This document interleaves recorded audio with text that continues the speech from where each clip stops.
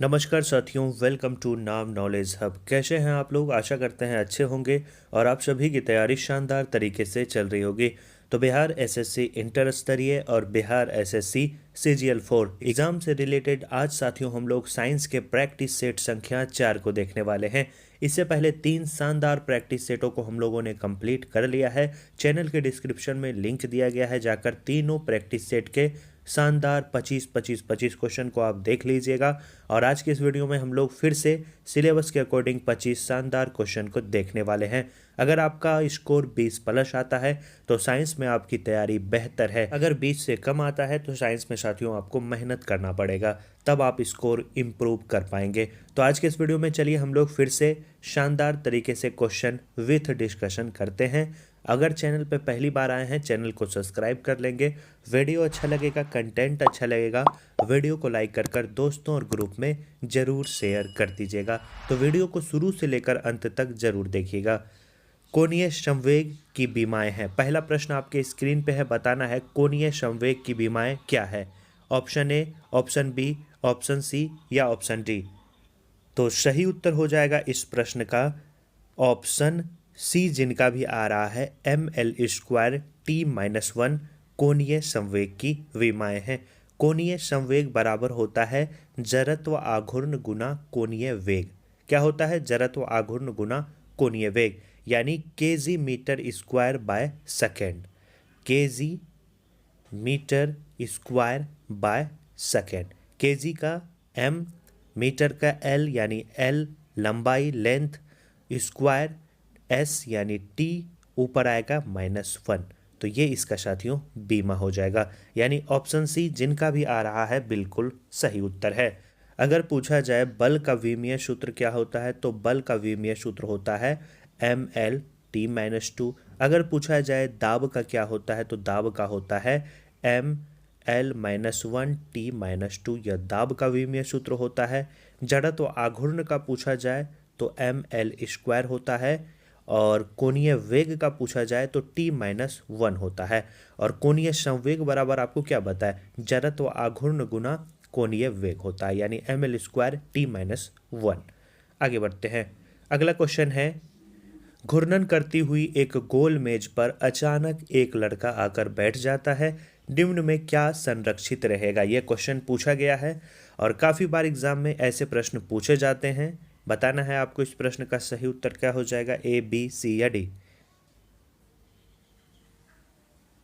तो सही उत्तर हो जाएगा घूर्णन करती एक गोल मेज पर कोई भी व्यक्ति अचानक आकर बैठ जाता है तो कोणीय संवेग संरक्षित रहेगा, ताकि इसमें साथियों कोई बाहरी बलाघूर्ण ना लगाया जा सके। तो सही उत्तर इस प्रश्न का हो जाएगा ऑप्शन सी, कोणीय संवेग संरक्षित रहेगा। आगे बढ़ते हैं। अगला क्वेश्चन है, एक वस्तु की सतह का ताप 727 डिग्री सेल्सियस है तथा दूसरी वस्तु के सतह का ताप 327 डिग्री सेल्सियस है। इसमें विकसित ऊर्जा का अनुपात कितना होगा? ये प्रश्न पूछा गया है। बताएं इस प्रश्न का सही उत्तर क्या हो जाएगा।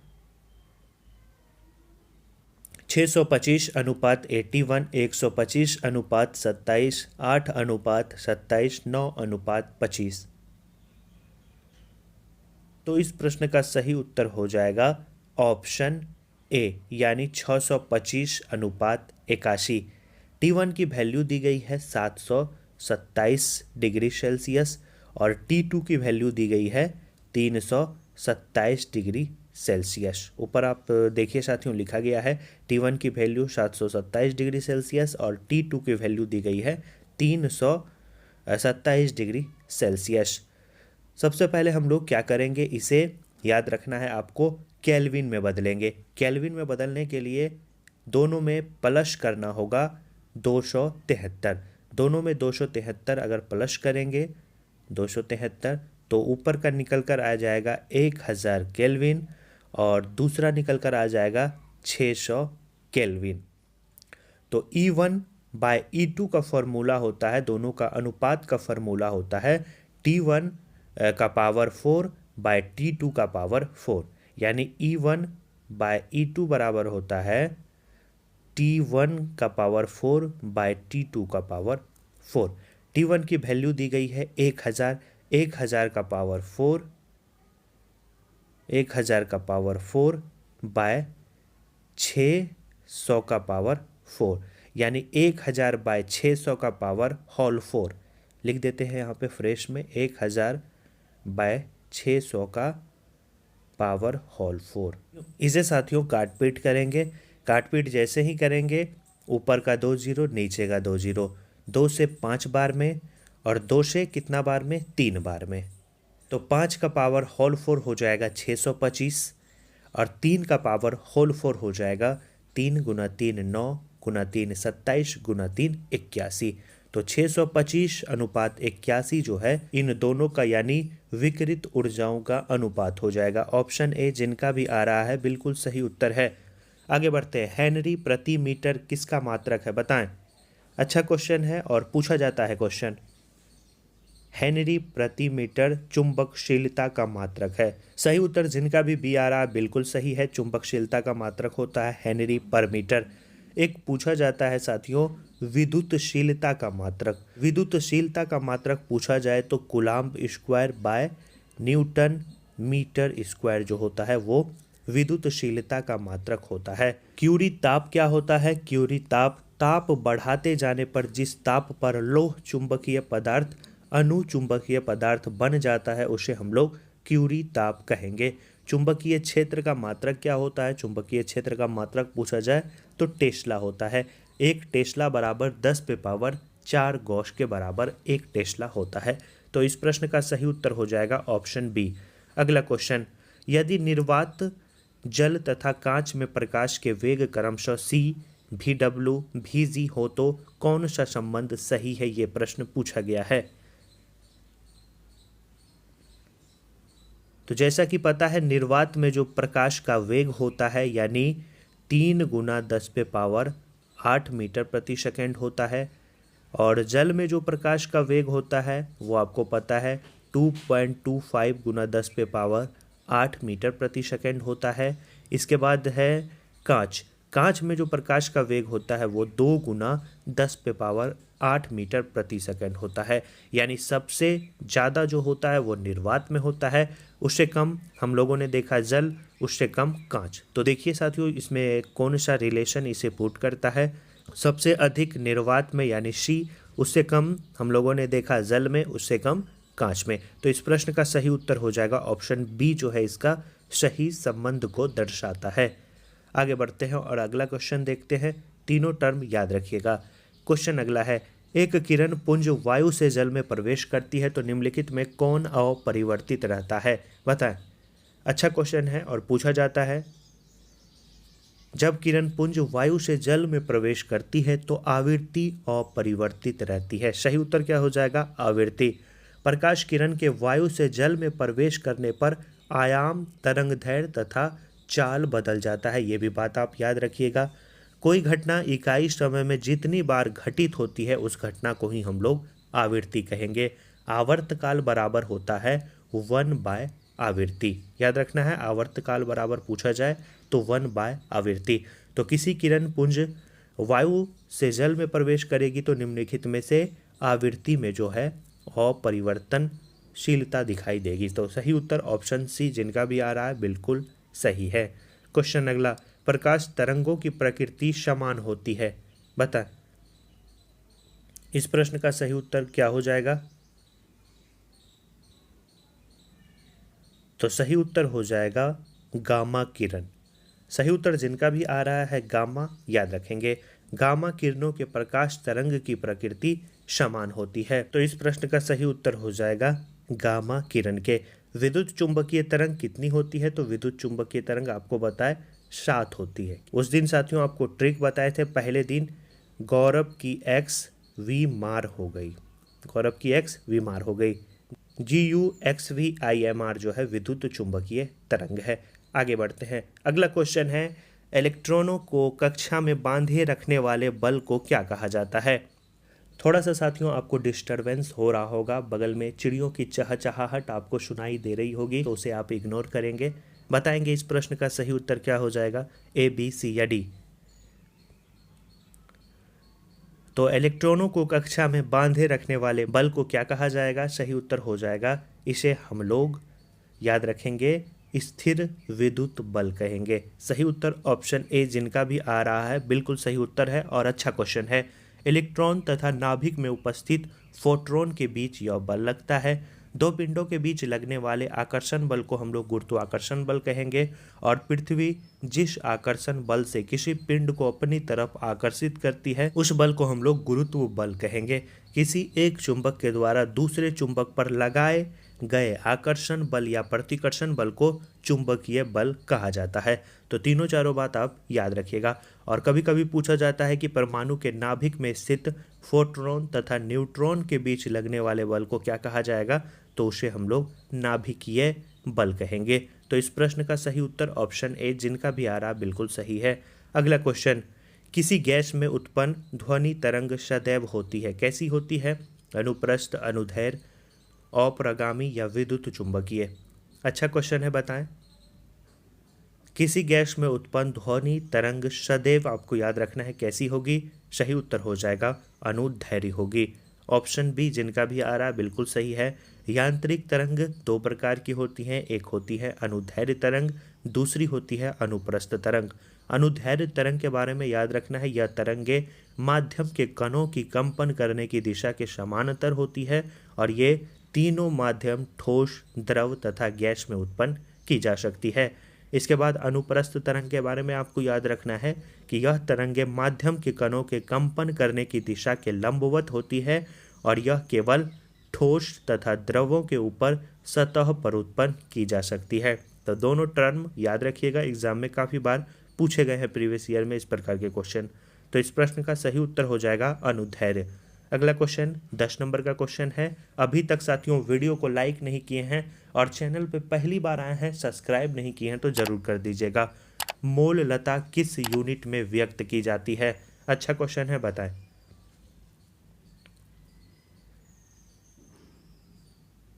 तो सही उत्तर हो जाएगा ऑप्शन सी मोल kg-1 विलायक में जो है मोल लता व्यक्त की जाती है। ऑप्शन सी बिल्कुल सही है।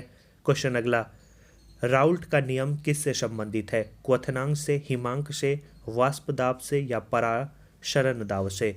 बताएं राउल्ट का नियम किससे संबंधित है? वाष्प दाब से संबंधित है। ऑप्शन सी बिल्कुल सही उत्तर हो जाएगा। राउल्ट का नियम क्या कहता है? वाष्प दाब के आपेक्षिक अवनमन विलयन में उपस्थित विलय के अणुओं की संख्या तथा पूर्ण अणुओं की संख्या के अनुपात के बराबर होती है, यह राउल्ट्स का नियम कहता है। तो सही उत्तर इस प्रश्न का हो जाएगा वाष्प दाब। अगला क्वेश्चन हम लोग देखेंगे 12 नंबर का प्रश्न है, कोहरे में निम्नलिखित में से कौन सा कोलाइडी तंत्र अभिव्यक्त होता है? बताएं इस प्रश्न का सही उत्तर क्या हो जाएगा? ए, बी, सी या डी? तो इस प्रश्न का सही उत्तर हो जाएगा गैस में द्रव का विलयन होता है। यानी आपको याद रखना है ऑप्शन ए इस प्रश्न का सही उत्तर हो जाएगा। कोहरे में गैस में द्रव कोलाइडी तंत्र जो है वो अभिव्यक्त होता है। गैस में गैस अगर पूछा जाए तो वायु, गैसों का मिश्रण। गैस में द्रव पूछा जाए तो बादल, कोहरा या CO2। अगर गैस में ठोस पूछा जाए तो धुआं, वायु से आयोडीन का विलयन। अगर द्रव में द्रव पूछा जाए तो जल में अल्कोहल का विलयन। अगर द्रव में ठोस पूछा जाए तो जेली, स्टार्च, प्रोटीन, सॉल्ट, ये सभी साथियों अभिव्यक्त होते हैं। तो इस प्रश्न का सही उत्तर ऑप्शन ए बिल्कुल सही है। क्वेश्चन अगला प्रश्न है, सबसे अधिक क्रियाशील निष्क्रिय गैस कौन सा है? नियॉन है, जेनॉन है, हीलियम है, आर्गन है? बताएं इस प्रश्न का सही उत्तर क्या हो जाएगा? तो इस प्रश्न का सही उत्तर हो जाएगा सबसे अधिक क्रियाशील निष्क्रिय गैस है जेनॉन। सही उत्तर ऑप्शन बी जिनका भी आ रहा है बिल्कुल सही है। Helium, neon, organ, krypton, xenon तथा रेडॉन ये सभी निष्क्रिय गैस के श्रेणी में आते हैं। रेडॉन सभी निष्क्रिय गैस में एकमात्र रेडियो सक्रिय गैस भी माना जाता है। क्वेश्चन अगला, रेडियो कार्बन डेंटिंग के लिए सही किरणें कौन सी है? बताएं इस प्रश्न का सही उत्तर। अच्छा क्वेश्चन है। तो जिनका भी ऑप्शन सी आ रहा है, कॉस्मिक किरणें रेडियो कार्बन डेंटिंग के लिए सबसे उपयोगी मानी जाती है। ऑप्शन सी बिल्कुल सही उत्तर है। पृथ्वी की आयु के मापन की सर्वोत्तम विधि कौन सी है? यूरेनियम डेंटिंग विधि। कार्बन 14 डेंटिंग से पौधे की उम्र का पता लगाया जाता है। अगला क्वेश्चन है कि कृत्रिम रेडियो एक्टिविटी के खोजकर्ता कौन है, बताएं। तो सही उत्तर हो जाएगा कृत्रिम रेडियो एक्टिविटी के खोजकर्ता है आयरीन क्यूरी और एफ जोलियो जो है कृत्रिम रेडियो एक्टिविटी के खोजकर्ता हैं। ऑप्शन सी बिल्कुल सही है। अगला क्वेश्चन है, निम्न में से किस यौगिक में नाइट्रोजन की प्रतिशतता जो है सबसे अधिक है, बताएं।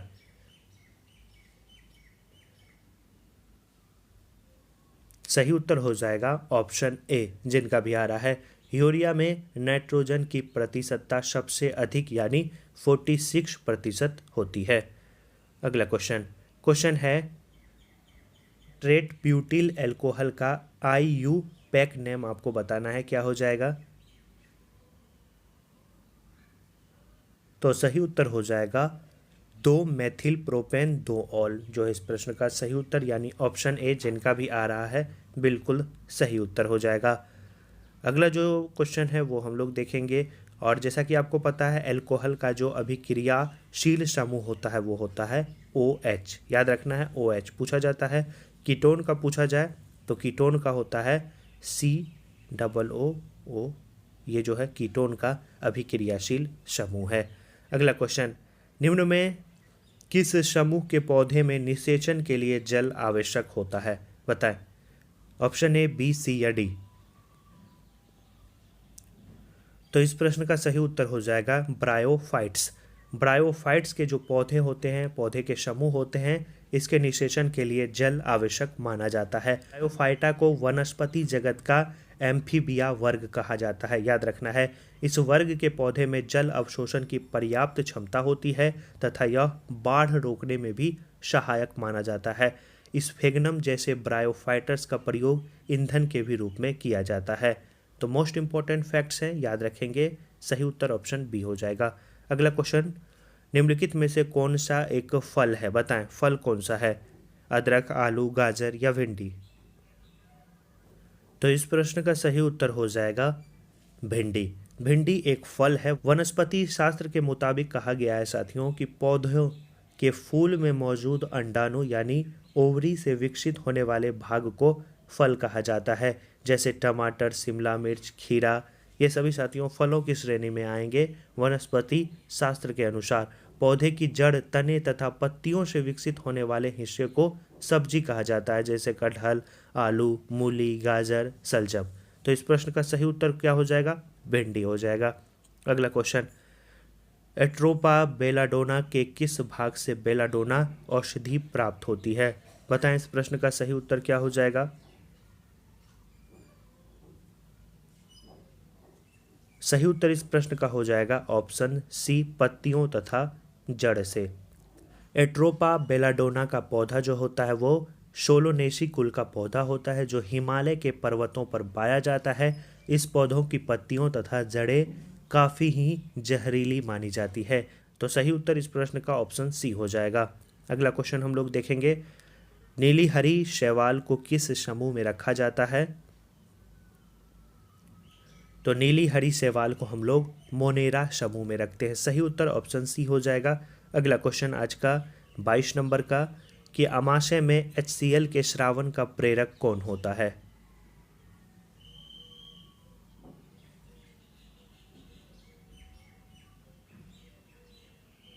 तो सही उत्तर हो जाएगा साथियों ऑप्शन ए, गैस्ट्रीन। गैस्ट्रीन को ही हम लोग क्या कहेंगे? जठर ग्रंथि। तो सही उत्तर इस प्रश्न का हो जाएगा ऑप्शन ए, अमाशय के जठर ग्रंथि से HCl स्रावित होता है। ऑप्शन ए, जिनका भी आ रहा है, बिल्कुल सही उत्तर है।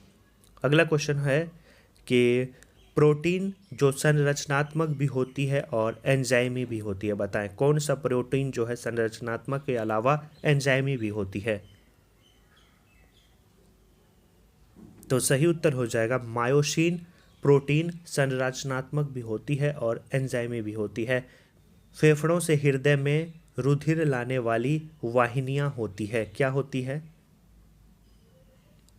इसे हम लोग साथियों फुफ्फुस शिराएं कहेंगे। सही उत्तर ऑप्शन ए, जिनका भी आ रहा है, बिल्कुल सही उत्तर है। अगला क्वेश्चन और आज का लास्ट क्वेश्चन, यकृत स्रावन करता है, बताएं।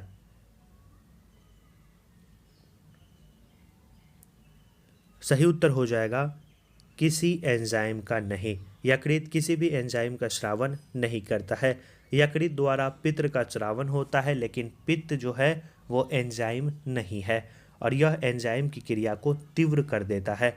अमाशय के जठर ग्रंथि से पेप्सिन और रेनिन एंजाइम का स्रावन होता है।